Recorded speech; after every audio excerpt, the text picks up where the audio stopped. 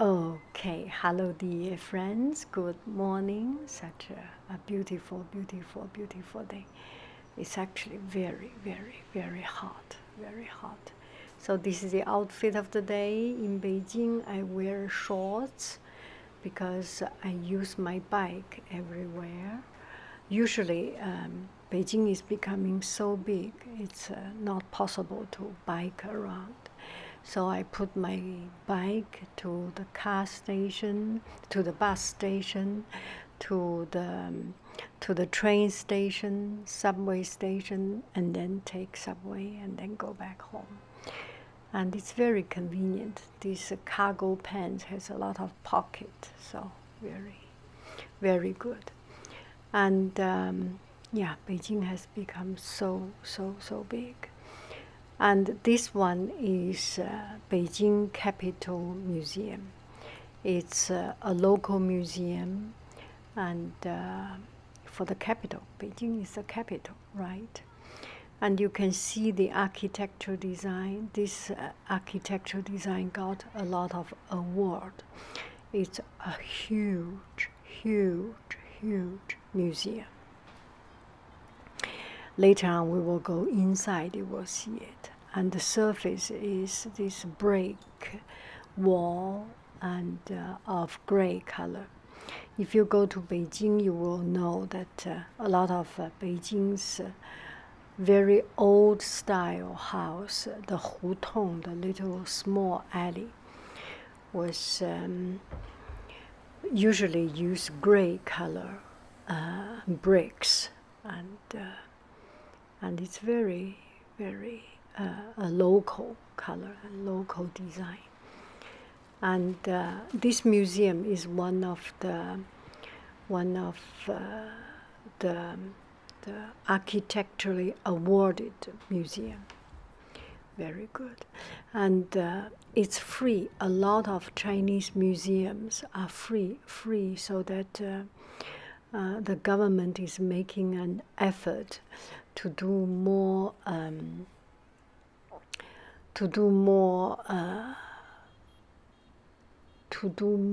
things, to make more contribution, to allow people enrich cultural life, to enrich spiritual life. So this museum, such a beautiful and wonderful museum, is free.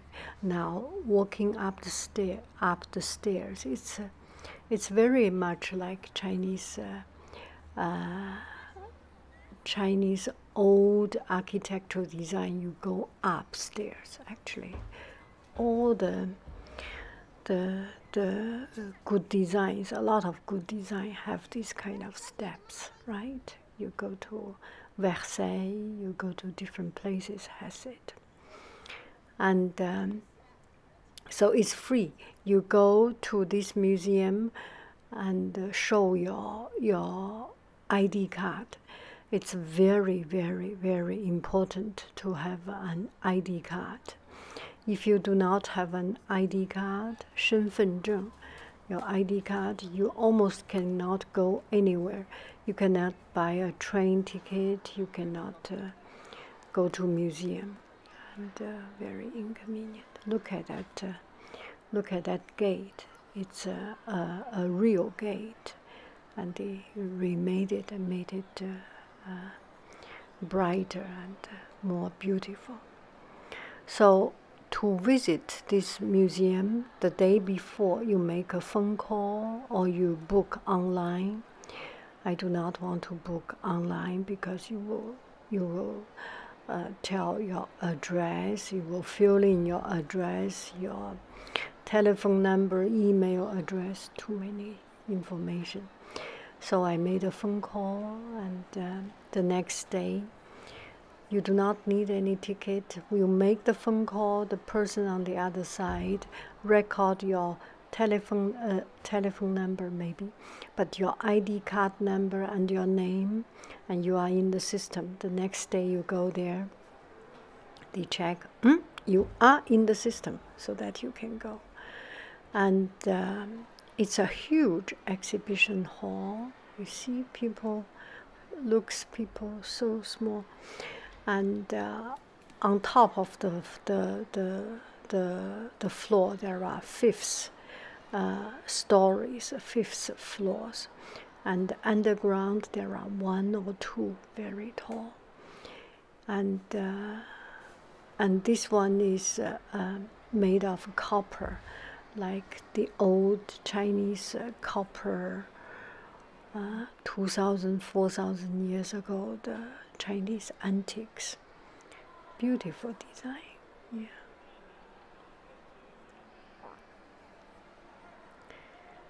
And some of the exhibition halls are empty, and they have local exhibition, they have international exhibition, and for some places there is a fixed exhibition. For example, for the 4th and 5th floor, the upper floor are the local Beijing lifestyle folk art exhibition. You will later on see it. We will walk up, and it's huge. It's very comfortable inside.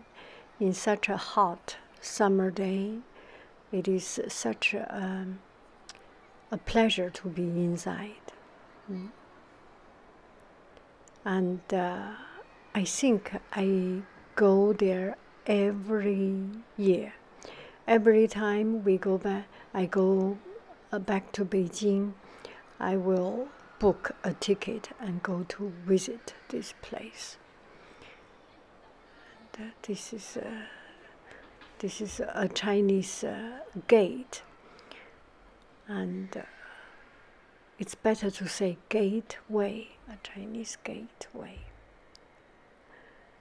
And it's a beautiful and elegant design.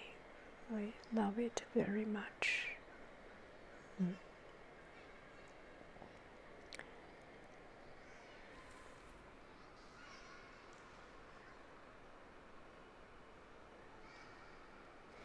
And this place, from time to time, there are always school tours, summer camp tours, and people all over the country and even all over the world come to visit the museum. They have a very good exhibition.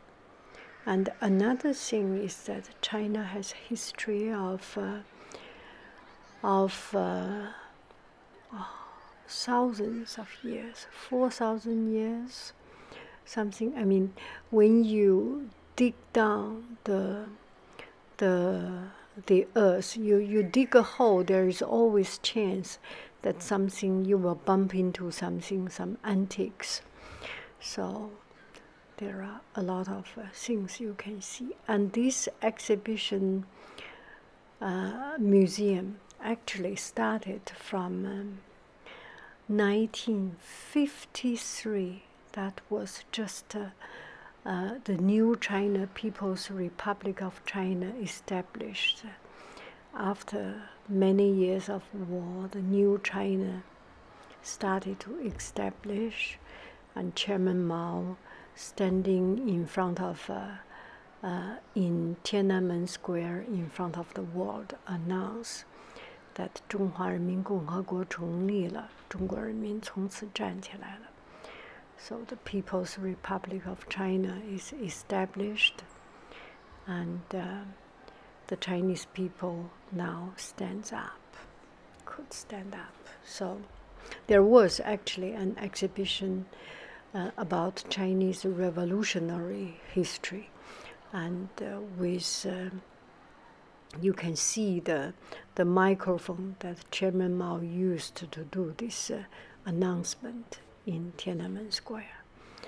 And because I am from China, this is the place where I grew up. Every time I go there, I feel that pumping of my heart, and especially see that young lives or people's life sacrificed to make the new China, to make our country. every time I feel that that deep, deep respect and deep emotion, deep feeling. And these, there are these kind of exhibition of modelings, a lot of these modelings. Each floor almost have, each exhibition at least have a few of these modelings, and it's very, very interesting. So this museum was started, the very initial idea started in 1953. Two of the city, Beijing city leadership, two of the mayor or people went to visit Soviet Union, and they were in Moscow and saw the Moscow history and cultural exhibition. So they started to propose to have a museum in Beijing for the local museum. And the project was delayed because of the big jump, because of the Cultural Revolution. It stopped a few times. And finally, in 2006, around that time, it started and finished in such a beautiful, beautiful exhibition hall. And there are so many good things inside. It's amazing, just amazing. There are exhibitions of Chinese painting, ceramic, terracotta, and a lot of things. And I like it very much. Oh, on my way back from Beijing to San Francisco, I read a book and heard about a story. So maybe I will tell you this story, which is unrelated to this exhibition, but it's quite interesting to tell a story. I know you like stories. And there are exhibitions here. I'm always distracted. And the story goes like this. It's about looking for an empress. Once upon a time, there was an emperor, and he lived a happy life. And something happened one day. His wife, the empress, passed away. It's not one day passed away. It's just she was sick for a long time and finally passed away. And there is a need to have an empress, a new empress, right? So the emperor wanted to have a new empress. But the emperor had 10 concubines, 10 beautiful young ladies. And it's hard to decide which one will be the future empress. So the emperor, smart enough, he asked one of his minister to pick up one empress from these 10 concubines, or even from others. And that's a tough decision, right? Because the emperor loves these 10 concubines. If the minister chooses the right one, he's okay. He can get his life in good track. But, you know, emperor, they have power. The minister thought, if I made it wrong and choose the wrong lady, then I will be killed. I will lose my life. So the the minister was thinking, thinking. What are you thinking about? Yeah. The minister thought about it for quite some time. Cannot be too long, right? Because he was working for the emperor. So he thought some time, and finally he did one thing. He made some earrings, necklace, let's say. He made necklace, beautiful necklace. He made 10 necklaces, and they look very much the same. They look the same. But there is one necklace he made with the best material and with a little bit different design. The material is definitely the best, better than the rest 9. And he made a red dot. Well, a red dot, a red star, or he made something look different from the other 9. And he gave to the emperor. The emperor was quite a conscientious person, and he thought about things very carefully. The emperor got these 10 necklaces and gave to his 10 concubines. One day, this minister went to report to the emperor, and the 10 concubines was behind the emperor, because it is the time that the minister have to point out which one will be the empress. 10 nice young ladies standing in front of him. The minister looked at these 10 young ladies.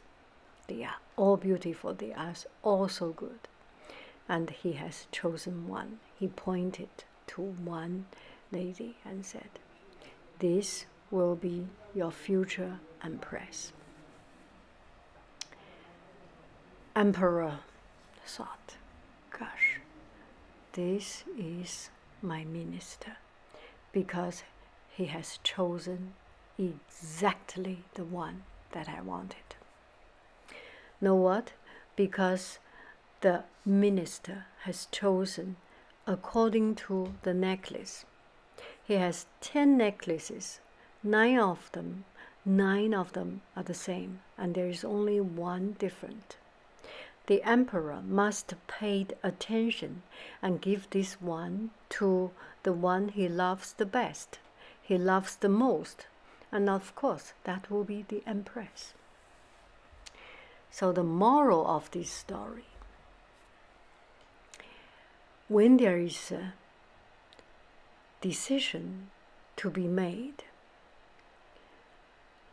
do not jump on to make the decision immediately, and let the decision jump to you.